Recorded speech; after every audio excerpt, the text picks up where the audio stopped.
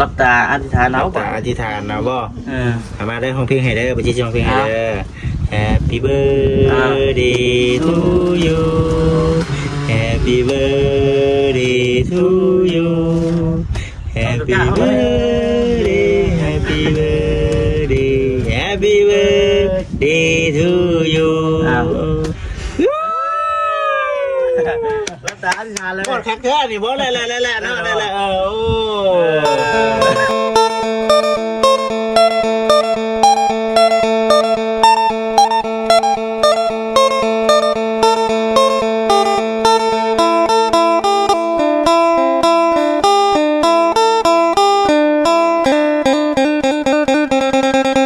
กับสบายดีสวัสดีพ่อแม่พี่น้องซีกับเบอร์สกูสคนและพี่น้องเด้อเนาะตอนนี้ก็อยู่บ้านน้องล่าแล้วพี่น้องเด้อเนาะมาหาน้องล่าบริมาดนนะพี่น้องเกือบ1 ปีเนาะ1 ปีพอดีนะบริมาหาน้องล่านี่ไปไทยพี่น้องเลยเนาะหาให้เรียกอยู่เมืองไทยหากันมากับมีเงินดอกพี่น้องเลยไปหาเงินกับบ่ได้เงินเพราะได้แต่ใส่เนาะมันนี่ก็มาใส่เงินพี่น้องเลยมาหาน้องละมา3 คนเนาะพี่น้องเนาะมาจิตได้กับพอคำเพิ่นน้ำพี่น้องเลยเดี๋ยวเราจะเข้าไปหาท่านน้องละมันก่อนมีข่าวดีไปจักเป็นเครื่องโครงทางบ่อคำเพิ่นพี่น้องเลยเนาะทางผู้ใหญ่ทางบ่อคำเพิ่นนะไปขอหาน้องละป่ะถือว่าโดนเติบเลยพี่น้องบ่ได้มาหาน้องละเนี่ยมีทั้งโต๊ะเหมือนมาแบบนี้มีฮอดเถียงมีฮอดเถียงหน้าเนาะพี่น้องเนาะเดินกระทมแล้วบ้านเนี่ยป้าทับถือว่าไปรวดเร็วหลายเนาะพี่น้องมีฮอดดอกเงินดอกคำพี่น้องบ้านซีเขาบูว่าเอิ้นดอกอย่างเนาะบ้านผมว่าน่าเอิ้นดอกเงินดอกทองเด้อพี่น้องเด้อเนาะร่ำรวยปลูกหน้าบ้านสวยงามพี่น้องเลยจังไรก็ถ้าซื้อจังไรก็เม่นกันเข้ามาแล้วพี่น้องเด้อเนาะว่าบ้านของพี่ของน้องเอิ้นว่าจังไรป้าตัวน้องด้าอยู่หน้าเหมือนเนาะดูอยู่เพื่อนหมดน้องด้าเลยว่าเสียงหน้าเพื่อนน้องโดยสบายดีอยู่กับใครน่ะอยู่กับน้อง2 คนนี้เลยโอ้ใหญ่แล้วบัดนี้เนาะบ่ได้เห็นแต่โดนเลยบ่จักง่ายหรอกว่ามาแต่โดนพี่น้องเอ้ยแล้วฮะลืมซื้อแล้วโอ้1 ปีแล้วบ่ได้หาน้องดาเพิ่นเอาหลังฮ้อนนะเฮ้ยนั่งนี่มันแดดได้น่ะตัวบ่นั่งนี่จะเป็นไข่ได้ใช่แม่ได้จ้ะแม่ตะไคร้เครื่องมาวันนี้ถมมาแล้วเนาะที่มาตอนซื้อดินทั้งน้องดาเพิ่นทั้งมาจิตเพิ่นทั้งมาจิตหรือทั้งมาคำบ่หน้ากระเดิมเลยพี่น้องเอ้ยทั้งมาจิตบ่ซื้อดินไม่ใช่ทั้งมาจิตบ่มาเดิมได้มาแต่ยังเป็นตรงหน้าพี่น้องเอ้ยเห็นจื่อที่หน้าอยู่ที่น่ะจื่อหน้าอยู่บ่บ่จื่อครับโอ้พี่น้องเอ้ยน้องหน้าเพิ่นบ่จื้อเลยพี่น้องเนาะคือว่าเปลี่ยนไปโดนเติบเปลี่ยนไปหลายเติบข้าวแล้วข้าวเศร้ากับป่นปลาเลยมันนี่พักเฮียนบ่มันนี่อ๋อเห็นตาบ่าวที่เข้ามาก็เลยเห็นตาบ่าวมันเข้ามาในยุทธปกติน้องเพิ่นสิบ่อยู่ได้พี่น้องเลยเนาะเพราะว่าทั้งบ่าวคำมาติดกันเข้ามาไปกะพอกะสิไปหาหมักตาลหรือบุญก็อยู่เด้อเลยยุดจำเป็นเนาะพี่น้องเนาะปกติน้องเพิ่นสิบ่ขาดของทางโรงเรียนนะพี่น้องเลยในทางมาหน้าแล้วก็ทางบ่จิตเพิ่นเข้ามาบ่คำเพิ่นก็เป็นไง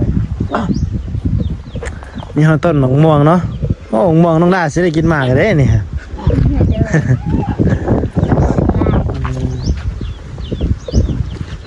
เพิ่นทมตะดนนะว่าน้องนะ อันที่ดินนี่ก็ให้โดน1 ปีพอดีบ่ได้มานี่ไป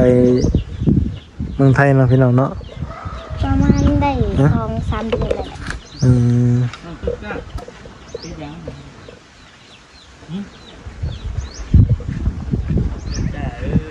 มีทั้งต้นไม้ต้นตอกไปเนาะถ้ามันใหญ่ เดิน ถ้ามันใหญ่ ไป นี่ ดิ ไปดี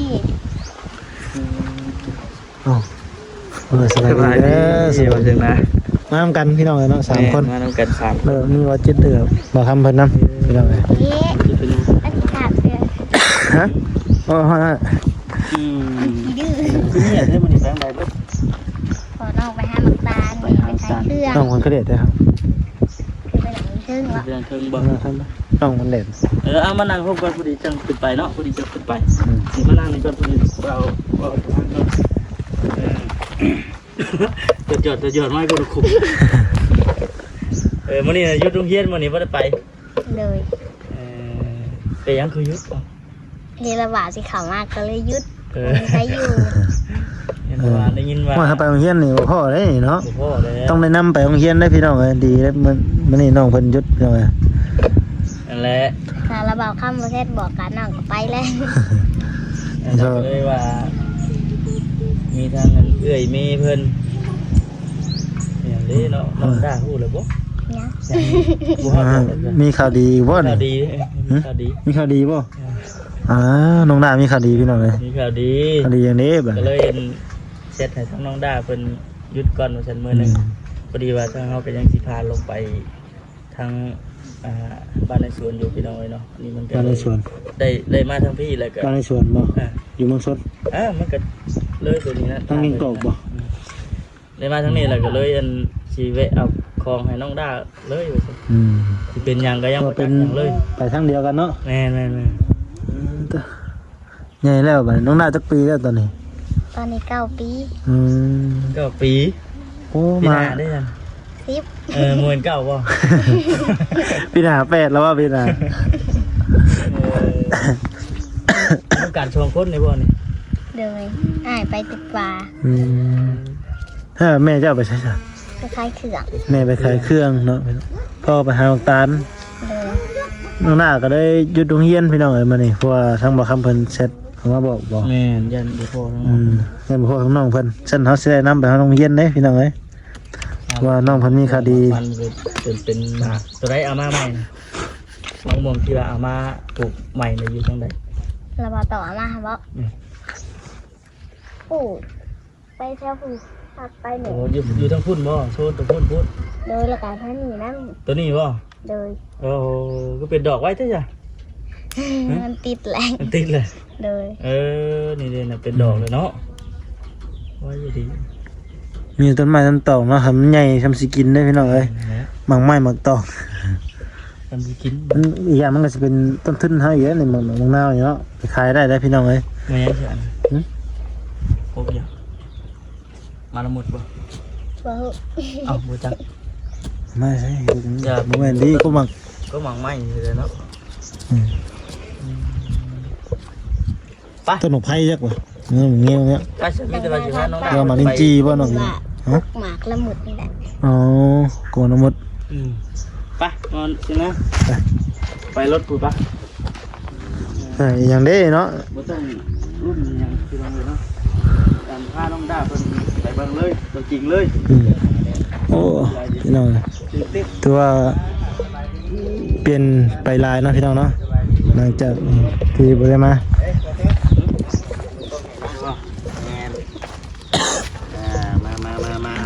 สบายดีเด้อทางมัสยิดเพิ่นนำพี่น้องมากัน3คนเนาะแม่น้องคือเก่าพี่น้องเอ้ย มาเนาะไอ้ยักษ์มา เบิ่งดู เบิ่งดู ปาโท เราต้องกล้าได้มาเนาะทุกคนช่วยกันเนาะ ต้องกล้าคนช่วยกันเด้อเจ้าคนต้องกล้าเอ้ย นี่พี่น้องเนาะเจ๊เอาขึ้นเลยบ่บ่จิต โยเนาะไปคุยนั่งคุยกัน ไป เนี่ย ไปไป จังไดบาทน้องได้ เอาไหม ไปได้อ เดี๋ ยู่ ยว บ่ ซื้อซอยหน่อยนึง ถือไปได้อยู่บ่นี่ เดี๋ยวน้องต้นกล้า ต้นกล้า น้องต้นกล้ามาพี่เด้อ มันต้องกล้าพันนายพี่น้องเลย มาคนของเชิญนั่นล่ะหมายว่าอายได้บ่กล้ามาใกล้ได้ บ่กล้าเข้ามาใกล้เลยเนาะ มา น้องตะกร้าเอาดิเอา อันนี้ นี่ นี่ เร็ว เป็นผู้บ่าวเดี๋ยวจะอายเนาะสบายดีครับโอ้ยส่งกัน ส่ง ได้ กัน เนาะ สิเฮียบ่ส่งว่ะ ส่งกันสิเฮียแล้วอันนี้ คนขึ้นเทิงบ่แหละ ไปนั่งกันคุณบ่ แม่น พี่น้องเอาของไว้ก่อนเนาะกำลังจับกล้องขังนั่งคนคลองพี่น้องเลยลองส่งเฮียเด้อน้องต้นกล้าเด้อ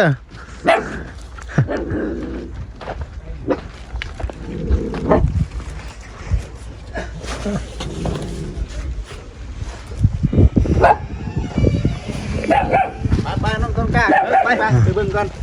นี่หยังนี่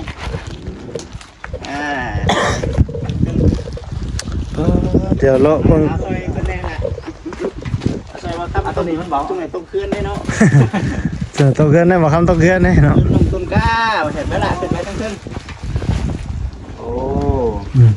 โอ้ถือว่าบ่ได้มาโดนเนาะพี่น้องนั่นเพิ่นตั้งเฮือนแล้ว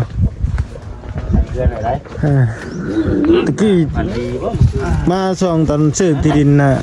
เพิ่นจะยังอยู่นอกอยู่เนาะอยู่ใน มาป่ะมาที่ไหน มาแล้วตอนซื้อ ชื่อไหน แม่นตอนซื้อน่ะมาอยู่พี่น้องเอ้ย ชื่อมาอยู่ก็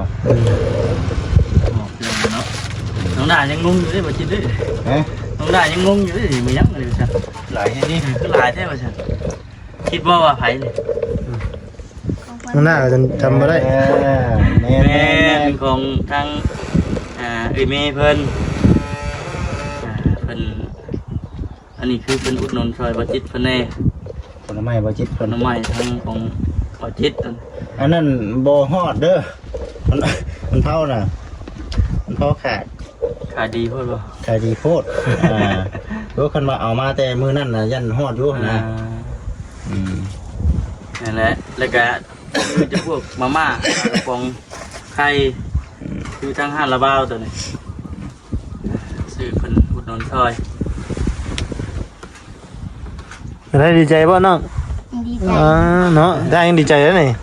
กินหมูวัดน่ะแบ่งให้น้ำเด้อถ้ากินหมูวัดเด้อ มันกันเอาเนาะ เหมือนกันได้เห็นด้วย แบ่งให้น้ำเด้อ เดี๋ยวน้องตุ๊กตาอยากบ่จาน เอามาพี่น้องไปจอกน้องเพิ่น เอ้า เอาไหมเอาแต่เก้าคือเป็นนี่นะ เราแต่เก่าคือบ่เห็นอายเป็นน้ำบ่ได้เห็นเรื่อยบ่ เห็นเรื่อยนะอันนี้ เอาไว้นี่ก่อนจ้ะนี่จะกิน นี่อย่างนี้ นี่อันนี้ขนมคือครัวนี่โจ้กับเบิ่งก่อนเด้อ หนักหน่วง มีทั้งไข่มีทั้งมาม่าเนาะพี่น้องมีทั้งผลไม้รักไม้พี่น้องเอ้ย หมักพริก ไข่มีเรียบร้อยบ่นี่ มีแล้วว่านะ ตีอยู่เลยไฟก่อน ไข่มีเรียบร้อย ปลากระป๋อง ไข่ก็เข้ามา แม่ ปลากระป๋องอันนี้ปลาแดกพี่น้องเนาะขาดแต่น้ำปลามันจะเดือดเบิดก่อน น้ำปลา น้ำปลาเบิด น้ำปลาใครดี เป็นนัวน้ำตาลเกลือครบชุดนะแต่ว่าเป็นครัวนี่ขาดแต่เป็นเงินขาดแต่น้ำปลา อันนี้เนี่ย แม่มาที่มันตกใจเลยเนาะมันยัง ไผเอามาให้ติ เลย แล้วก็ไข่สองเตะ ไปสองเตะ มาม่า สอง สองแก๊สฉันสิกินบ้านนี่เนาะ เลย พ่อกับแม่ได้ไปใส่ ขอไปห้าบักตาลเมฆคลายเขื่อน ใส่เครื่องน้ำเนยโอ้คือมีน้ำมาให้ทีมงานบ่เนี่ย เลย เย็นเนาะ น้องเอ้ยน้องมีน้ำมาให้ เขื่อนมันอยากไล่เนี่ยเด้อ คิดได้ก็น้ำทางในมันแซ่บอยู่เลยว่ะ เลย แน่ เนาะ กินอยู่เนอะอย่างงามได้สันเนาะ เป็นได้คือว่าพายแบบเย็นขาดบ่ เลยสิแตก เป็นได้เอามาเบิ่งเนาะ มาเบิ่งดู เอาเบิ่งนะ เอาตัวกล้า เป็น กินข้าวได้ครับ ก็เพิ่นถามนะฮะ บ่ ข้าวแล้ว บอกว่าได้ไหม กินข้าวได้ยังก็โอ้ไปหาคุณกุ้งบ่ โอ้บ่จิต โอ้ ถุงหมดทีมีอันเดียวนี่บ่นี่ เลย โอ้ สมกับผ้าตัวเดียว ผมก็ผ้าอันเดียวแปลงแล้วบ่นี่นะ มันแปลงบ่ได้ เลย แปลง ใช่ยังไงเนี่ยใช่ยังคือจุดเตะนี่นะ น้องอยู่ห้องป .4 กันปึ้มคณิตศาสตร์ภาษาลาวหรือกับปึ้มเขียนกันหลายหัวแน่ โอ้ ขึ้นบ่ให้เขียนตรงกัน แม่นๆพี่น้องเนาะ เป็น วิชา เนาะ ถ้าขึ้นมอนี่แฮงสิหลายกว่านี้เนาะมอต้นนี่ หักกับปอซี่ เลย วิชาเป็นมวยขิน น้องเพิ่นเรียนอยู่ไสก็อยู่ในบ้านนี่บ่ ไร อันศรีวิไล มันสีวิไลเนาะ เลย พ่อไปส่งบ่ตอนเช้าละ เลย ตอนเช้าพ่อไปส่ง บางมือก็ไป8 โมงพอผ่าตา เป็นบ่ กระทิเบียกน้ำเพื่อนแล้วพอแล้วเนาะ โอ้ไปขายมักตาลพอกันเนาะพากันออกมานอนพี่เบิดแล้วบัดนี้ เลย สบายบ่ สบายด้วยทางมันก็ติดแคมทาง มัน สบาย มอทางเนาะใกล้เคียงทาง สบายแล้วพี่น้อง ไป เอาไว้ มันบลายไปรถ เลย มาไล่ไม่ใช่ น้องน้องก็น่าเข้าใจอยู่บ่คำว่ามาไล่ บลายไปรถเนาะเว้ยอยากได้ไม้อยู่บ่ในถุงนี่ อยากได้ อยากได้อยู่อยากได้เชียร์ดีๆป่ะ เชื่อเอาเนาะเม็ดเลยเนาะยังได้ก็เชื่อเอาเนาะ ไปเลือกเอาเนาะ เลย ซื้อเอาดิ ได้ก็เชื่อเอา เลยพี่น้องเนาะนี่เด้นี่เงิน เงินนำเนาะ ทางน้องดาเพิ่นไว้ไปซื้อถงเด้อถงไม้ไว้ซั่น เลย ซื้อเป็นใช่ป่ะ ให้พอซื้อให้ พอซื้อให้ เลย มื้ออื่นนี่มันสิใช้อันนี้ไปก่อน ใส่โคมโตแม่ ยิ้มให้ เลย แม่ยิ้มให้บ่ เลย พี่น้องเนาะ เท่าไหร่ 500 500 จะว่า เป็นเงินกี่เท่าไหร่350,000เนาะ เด้อ พี่น้องเอ้ย เลย อ่ะ ถ้าเป็นเงินบาทเงินไทยเป็น500 ทั้งไงเป็นเงินของไอ้เมย์บ่ แม่นเป็นเงินของทางเอ้ยมีเพิ่น ไอ้เมย์ แม่นแต่ว่ายังบ่ทันได้เบิดได้บ่ติดเลยยังอีกอยู่ ยังมีอีกบ่นี่ อีกอยู่เดี๋ยวบ่คันสิลงไปเอามันจะเป็นหนึ่งเด้อขายกันเป็นหนึ่ง แม่น ยังคือบ่เบิดน่ะ ยังอยู่เลยเนาะ ว่าอย่างนี้บัด ปึ๊บขาดเลย เป็นไอแท้นี่เนาะ น้องด้าเดาเอาน้องว่าวน้องด้า เอ้าให้น้องหน้าเดา เค้กเหรอ เลย เพิ่นจะเค้ก ว่าวว่าสิซื้อเค้กให้ ลืม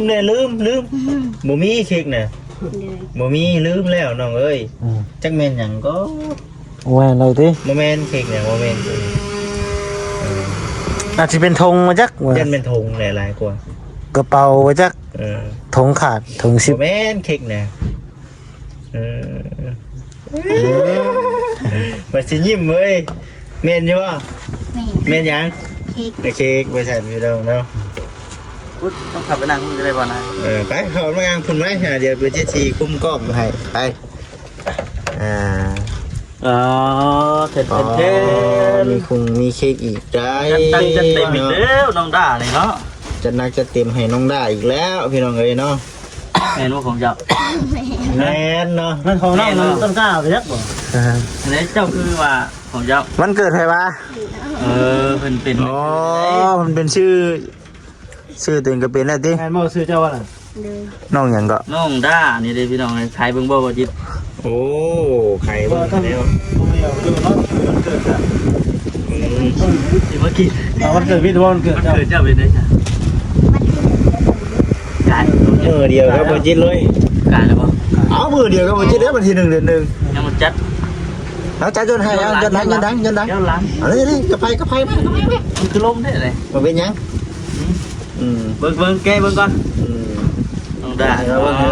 เนาะ เพราะเกิดเมื่อเดียวกันได้ก็ไม่เนาะ เฮ็ดเป็นไปได้บ่นะน้องด่านี่เอานะ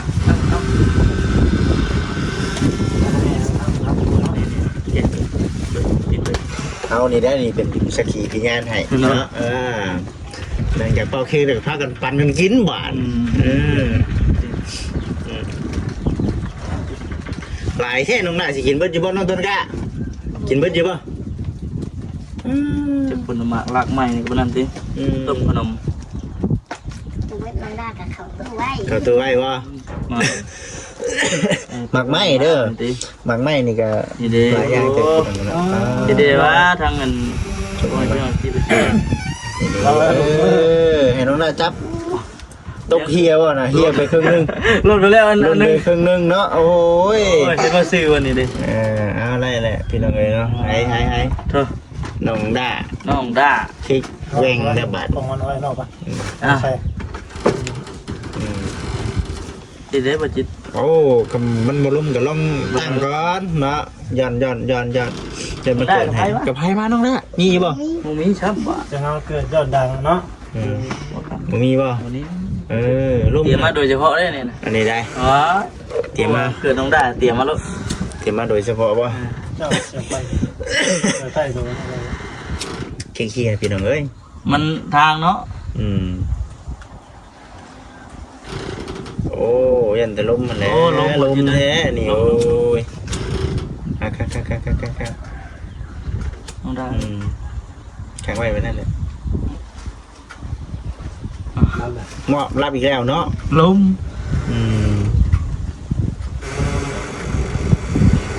อ่ะ เสียงฟันได้หมดจุดไฟเหรอ เขียว ปลาลมเฮงเลย มันล้มได้ลงเลยเนาะ เราขันอะไรบ้าง มันจูบอะไรกันที่ได้ แมน จะรับตาอธิษฐานเอา ตาอธิษฐานนะบ่ เออ เอามาได้ห้องเพลงให้เด้อไปชี้ห้องเพลงให้เด้อ Happy birthday to you Happy birthday to you Happy birthday Happy birthday Happy birthday to you รับตาอธิษฐานเลย กดแคคแท้นี่บ่เลยเนาะเลยเนาะ เป่าไฟโอเค เป่าไฟได้กินนี่ เอาเงิน ไว้อีกเนาะแม่นบ่ ฮะ เอาไว้ใส่ตู้แล้วก็เป่าเองเนาะ แม่เอาไว้จุดแมลง เอาใส่กล่องมาให้น้องกันซะ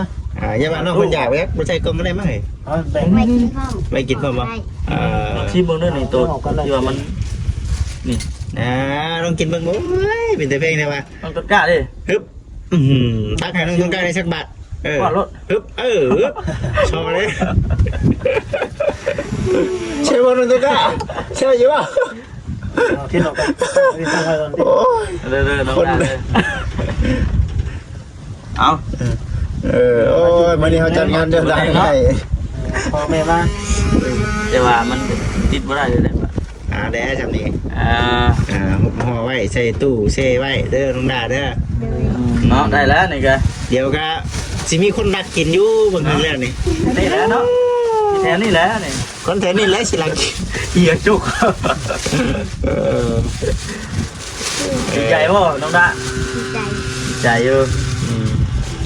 ดีใจทั้งเงินก็ได้คิดก็ได้กินบัตรนี่เข้าคงโอ้กินข้าวยังจังมานี่ เขาก็ปนปลาตอนเช้า ปนปลา เลย กินกับปนปุงปนปลาแน่รอบ น้อง เที่ยง ปนกบดิ ยังไงนี่ดิ น้องมันก็ปน เรา ก ต้อบ งการปนกบวะ โอ้ยคนละทางเด้เอาทางไหนบัดทีนี้มีแต่ว่า ให้น้องหน้าแนะ ให้น้องดาขอบคุณทางเอ้ยมีเพิ่น มีปลามีเนาะ มีเด้อ เลย อ่ะ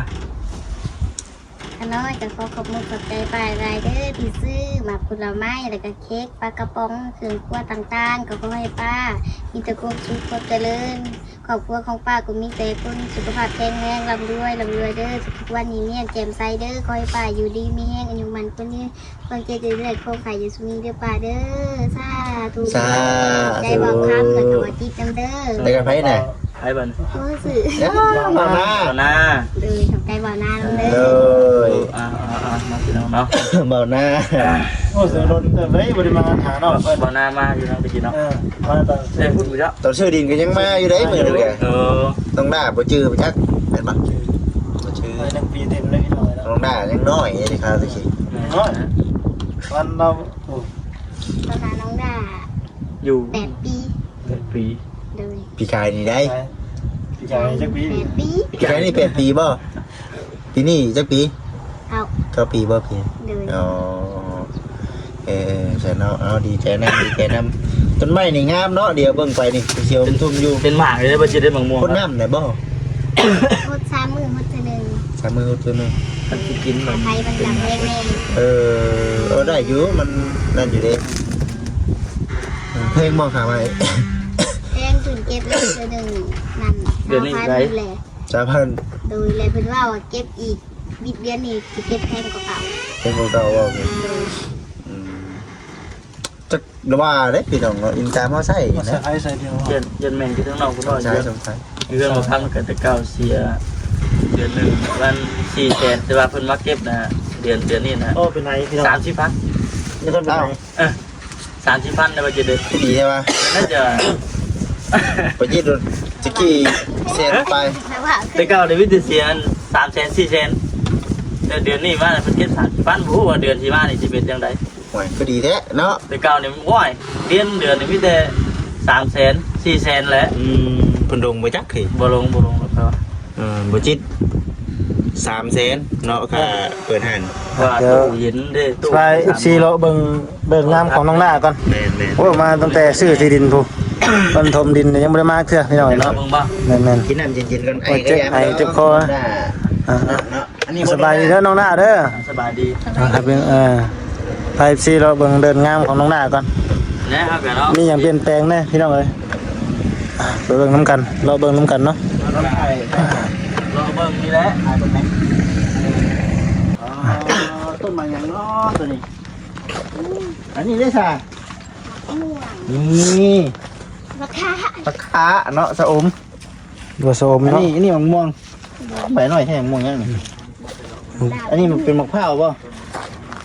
ต้นไม้ แล้วมากๆแล้ว ต้นหมาก ต้นแม่ ต้นนี้อันกระสอบใส่ขึ้นมาแล้วก็เลยอันนั้นใส่ ต้นยังตัวนั้นน่ะ โอ้ตายแล้วตัวนั้น นี่ต้นนี้สั่น ได้ว่าจิ๊บ ผมไม่อยู่นี่ ฮะว้ายมันสิได้กินอยังบ่อันนี้ บ่ทรง มันน้อยเนาะ เลย กุ๊กน้อยพี่น้องว่าเป็นหมากแรกนี่เนาะ ต้นหลวงมี่ ต้นหมากมี่เลย เป็นหมากเลยเนาะ ขนมเนาะก็เป็นหมากไว้แท้นี่ โอ้เนาะเขาเฮ็ดอะไรว่าต่อกิ่งอะไรเนาะ โอ้โหอันนี้บ่คือตัวใหม่แล้วน้องละ ใส่กระเขาอยาวก็แบบ เออ นี่เนาะ เด้